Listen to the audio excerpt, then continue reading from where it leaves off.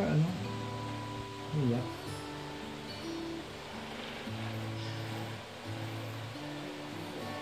Siya, sumama ka pa ulit.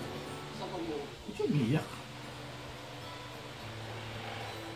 So, nakakawin naman sa akin. Kahit hindi pa rin naman nawala yun. Kahit na problema ka, nandiyan pa rin naman yung pagmamahal.